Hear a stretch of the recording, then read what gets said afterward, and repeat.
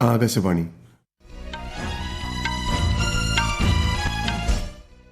നമസ്കാരം. വാർത്തകൾ വായിക്കുന്നത് നരേന്ദ്രമോഹൻ.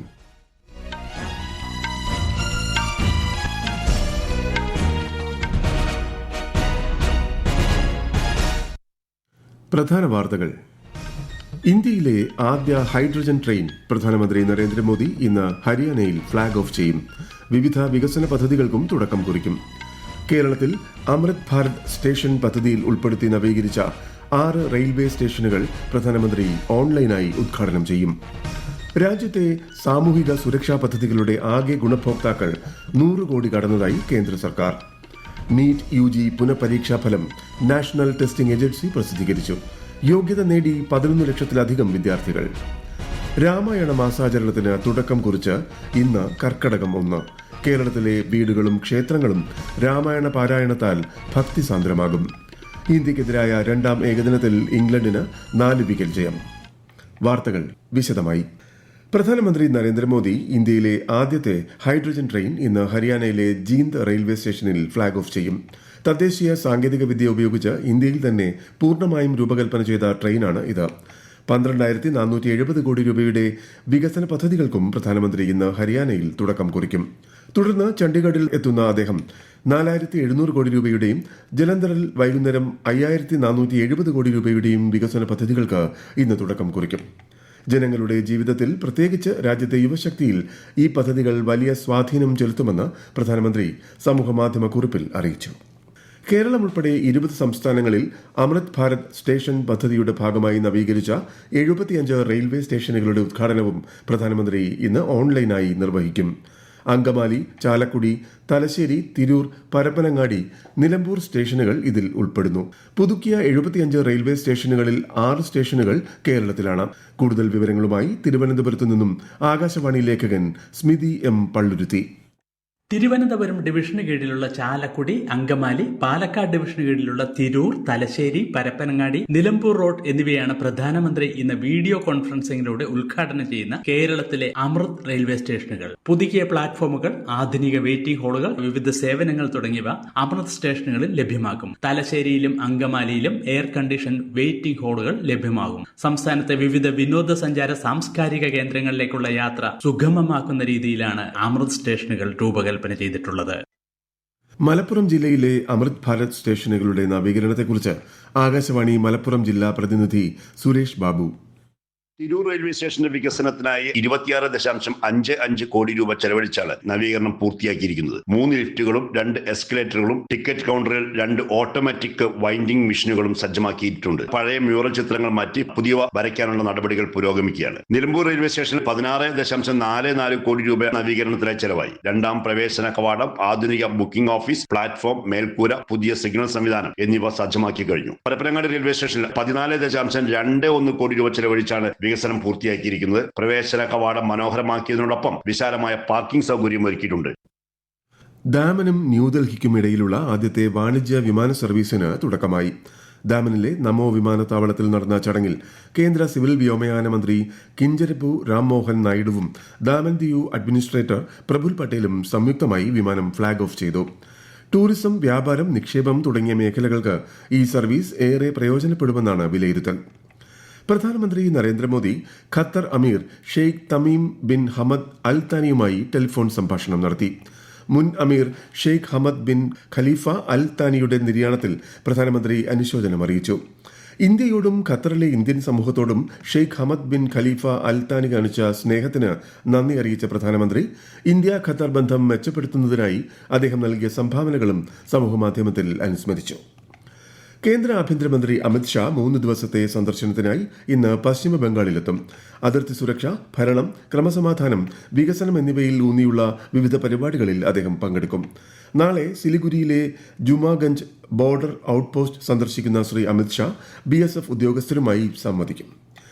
പാകിസ്ഥാൻ ആസ്ഥാനമായുള്ള ജെയ്ഷെ ഇ മുഹമ്മദ് ഭീകര സംഘടനയുമായി ബന്ധപ്പെട്ട അന്വേഷണത്തിന്റെ ഭാഗമായി ഗുജറാത്ത് ഭീകരവിരുദ്ധ സേന 5 പേരെ അറസ്റ്റ് ചെയ്തു.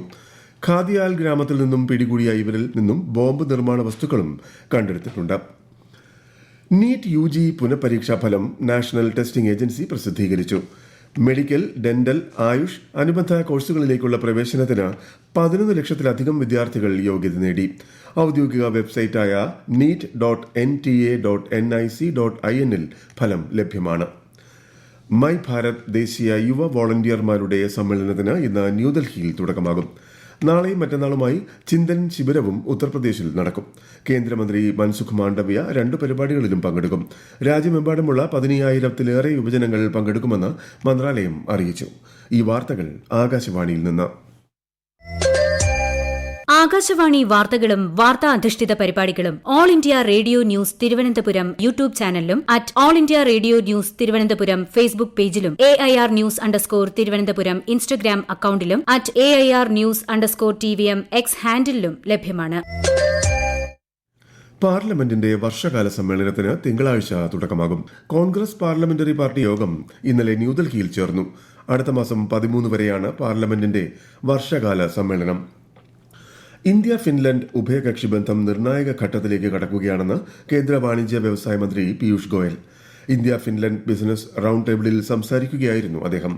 ഇരു രാജ്യങ്ങളും തമ്മിലുള്ള ബന്ധം ഡിജിറ്റലൈസേഷൻ, സുസ്ഥിര വികസനം എന്നീ മേഖലകളിൽ തന്ത്രപ്രധാന പങ്കാളിത്തം എന്ന നിലയിലേക്ക് ഉയർത്തിയതായും കേന്ദ്രമന്ത്രി പറഞ്ഞു. ഇന്ത്യയിലെ സാമൂഹിക സുരക്ഷാ പദ്ധതികളുടെ ആകെ ഗുണഭോക്താക്കളുടെ എണ്ണം 100 കോടി കടന്നതായി കേന്ദ്ര സർക്കാർ.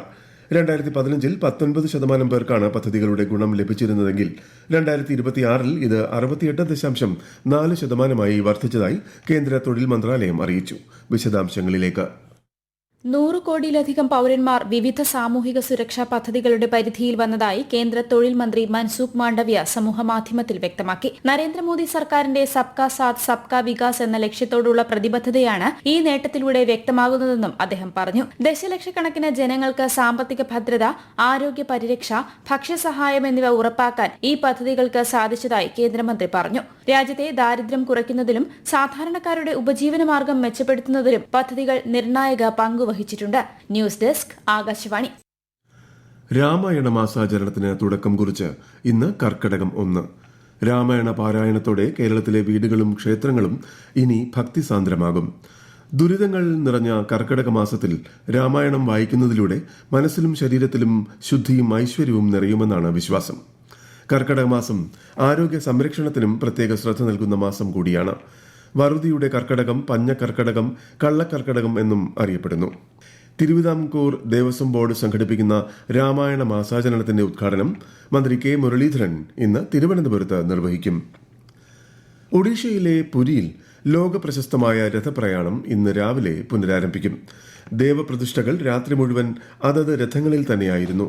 ലോകത്തിലെ ഏറ്റവും വലിയ സംഗമങ്ങളിലൊന്നായ രഥയാത്രയ്ക്കായി വിപുലമായ സുരക്ഷാ ക്രമീകരണങ്ങളാണ് ഒരുക്കിയിട്ടുള്ളത്. അതേസമയം ശ്രീ ഗുണ്ടിച്ച ക്ഷേത്രത്തിൽ ഇന്നലെയുണ്ടായ തിക്കിലും തിരക്കിലും ഒരാൾ മരിച്ചു. നിരവധി പേർക്ക് പരിക്കേറ്റു. സംഭവത്തിൽ ഒഡീഷ സർക്കാർ ഉന്നതതല അന്വേഷണത്തിന് ഉത്തരവിട്ടു.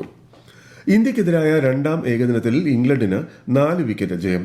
ഇംഗ്ലണ്ടിലെ കാർഡിഫ് സോഫിയ ഗാർഡൻസിൽ നടന്ന മത്സരത്തിൽ 44 ഓവറിൽ 233 റൺസിന് ഇന്ത്യയുടെ എല്ലാവരും പുറത്താവുകയായിരുന്നു. മറുപടി ബാറ്റിംഗിനിറങ്ങിയ ഇംഗ്ലണ്ട് 45-ാം ഓവറിൽ 4 വിക്കറ്റുകൾ ബാക്കി നിൽക്കെ ലക്ഷ്യം നേടി. ഈ വിജയത്തോടെ 3 മത്സരങ്ങളുള്ള പരമ്പര 1-1 സമനിലയിലായി. 3ാമത്തെ നിർണായക മത്സരം മറ്റന്നാൾ ലോർഡ്സ് ക്രിക്കറ്റ് ഗ്രൗണ്ടിൽ നടക്കും. ഫിഫ ലോകകപ്പ് ഫുട്ബോൾ ഫൈനൽ മത്സരം നേരിൽ കാണാൻ US പ്രസിഡന്റ് ഡൊണാൾഡ് ട്രംപ് എത്തും. ഞായറാഴ്ച രാത്രി ന്യൂയോർക്കിലാണ് അർജന്റീനയും സ്പെയിനും തമ്മിലുള്ള ഫൈനൽ നടക്കുക. പ്രധാന വാർത്തകൾ വീണ്ടും.